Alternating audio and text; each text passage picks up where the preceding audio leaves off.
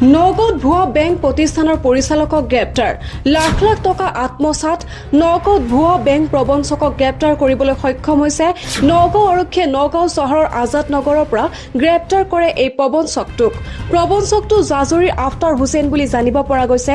এই প্ৰবঞ্চকটোৱে নগাঁও চহৰৰ ঢাকাপট্টিত north east development নিধি নামেৰে ভুৱা বিত্তীয় প্ৰতিষ্ঠানৰ কাৰ্যালয় স্থাপন কৰি গ্ৰাহকৰ পৰা ধন সংগ্ৰহ কৰি আহিছিল। প্ৰবঞ্চকটোৱে প্ৰায় ৫ শতাধিক গ্ৰাহকৰ পৰা ধন সংগ্ৰহ কৰিছিল।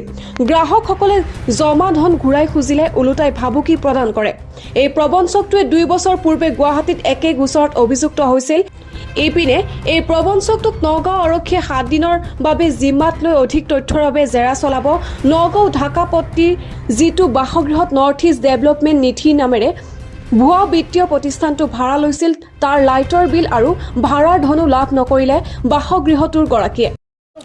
৩ মাহ পিছত দিছে ভাঙি আৰু এটা একাউণ্ট ১৫,৫০০ টকা ৩ মাহ হ'ল মেচিউৰ হোৱা, সি মোৰ পইচাটো দিয়া নাই। তাৰপিছত সি কৈছে ৩ মাহ পিছত ১৫,৫০০ কয় ২ মাহ পিছত দিব আৰু ২,০০০ টকা কাটিব, কাটাৰ পিছত যিটো থাকিব 2% আকৌ কাটিব। অফিচত গ'লে দম দিয়ে আৰু সি কয় ৰফিক ডাক্তৰ তাৰ লগত শ্বেয়াৰ আছে বুলি কৈছে। সি কৈছে ডাক্তৰো মোৰ লগত শ্বেয়াৰ আছে, আপোনালোকৰ পইচা নামাৰো। ৰফিকুদ্দিন হয় নহয়, প্ৰতিষ্ঠানটো মানে এনেকৈ ধৰণে আহিছিলে, মোৰ ইয়াত কমপ্লিট বিল্ডিংটো খালী পৰি আছে। তেওঁলোকে এজন আহি পেলাই ক'লে যে আপোনাৰ বিল্ডিংটো খালী পৰি আছে, আপুনি ভাড়া দিব নেকি? মই চব ভাল অনুষ্ঠান হ'লে মই ভাড়া দিব পাৰোঁ। কৈছে আমাৰ মানে খুব ইমিডিয়েটলি দৰকাৰ হৈছে, আমি বেংকৰ মানুহ, আমাৰ অমুক বেংক NEFLD নে কিবা এটা বেংক, আপুনি ভাড়া দিলে খুব ভাল হ'ব, আপোনাৰ এনেই পৰি আছে যিহেতু প্ৰেমিজেছটো। ঠিক আছে, কোনো কথা নাই, আহিব দিয়ক, যোনে ভাড়া লয় এগ্ৰিমেণ্ট কৰিব দিয়ক, আমি জানি শুনি লওঁ। কৈছে আমাৰ অলপ বস্তু আছে, বস্তুখিনি আপোনাৰ বিল্ডিঙতে থওঁ আৰু এগ্ৰিমেণ্ট কৰি পেলাই আমি হেৰিটো কাম আৰম্ভ কৰিম। কিন্তু সেই কথাটো কৈ পেলাই টিল ডেট আজিলৈকে মোৰ কোনো ভাড়াও নাই। 2-3জন অহা যোৱা কৰে, কিছু মানুহ কিবা অহা যোৱা কৰে, মই সদায় সিহঁতক তলত পালে ছোৱালীকেইজনমান পাওঁ, এই কি হ'ল মোৰ ভাড়াও নিদিয়ে, এগ্ৰিমেণ্ট নকৰে, লাইটৰ বিলো নাই, একো নাই। মইতো বিৰাট বিপদত পৰিলোঁ। তেনেকেই ইমান দিনলৈকে আজি এমাহমানৰ পৰা মই খুব কণ্টেক্ট কৰিব চেষ্টা কৰিছোঁ।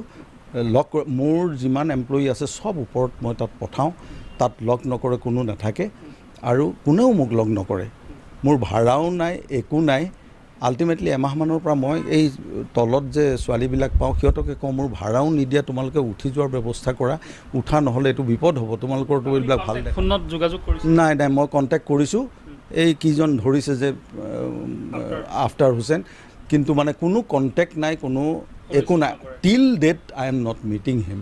মানুহৰ একাউণ্ট খুলি তেওঁলোকৰ পৰা পইচা সংগ্ৰহ কৰি আছিলে আৰু এটা সময়ৰ পিছত, নিৰ্ধাৰিত সময়ৰ পিছত তেওঁলোকক সুতে মূলে পইচাখিনি ঘূৰাই দিয়াৰ প্ৰতিশ্ৰুতি দিছিলে। কিন্তু দেখা গৈছে যে তেওঁলোকে কোনো ধৰণৰ পইচা ঘূৰাই দিয়া নাই আৰু গোটেই পইচা সংগ্ৰহৰ গোটেই কামটো এটা অনৈতিক আৰু এটা মানে আনঅথৰাইজ কাম হৈ আছিলে। ইয়াত বেংকিং ৰেগুলেশ্যন এক্ট ভায়লেশ্যন হৈছে, লগতে আপোনাৰ যিটো তেওঁলোকে কিছুমান ভুৱা প্ৰতিশ্ৰুতি দিছে, কিছুমান গভৰ্ণমেণ্ট অফ ইণ্ডিয়াৰ লগো ইউজ কৰিছে, কিছুমান প্ৰতিষ্ঠানৰ লগত, বিত্তীয় প্ৰতিষ্ঠানৰ লগত তেওঁলোকৰ MOU আছে বুলি কৈছে, কিন্তু সদ্যহতে তেওঁলোকৰ আচলতে নাই। টোটেলি ফ্ৰড বস্তু এটা। ইনফেক্ট তেওঁ যিটো কোম্পানী ৰেজিষ্টাৰ কৰিছে সেই কোম্পানীটোৰ এটা মানে ৰেজিষ্টাৰ্ড নাম বেলেগ আৰু ইয়াতে যিটো পাব্লিকৰ মাজত যিটো ব্যৱসায় কৰিছে সেই নামটো অলপ ডিফাৰেঞ্চ আছে। গতিকে আমি শুনা পাইছোঁ, আমি সেইখিনি এণ্টিচিডেণ্ট ল'বলৈ চেষ্টা কৰিম। সদ্যহতে তেওঁক এই গোচৰত আমি গ্ৰেপ্তাৰ কৰিছোঁ। 7 দিনৰ ৰিমাণ্ডত আৰু আমি চাই আছোঁ, এইটো ইনভেষ্টিগেশ্যনত ওলাব। প্ৰাইমা ফেচি এতিয়া তেওঁৱে জড়িত হৈ আছে।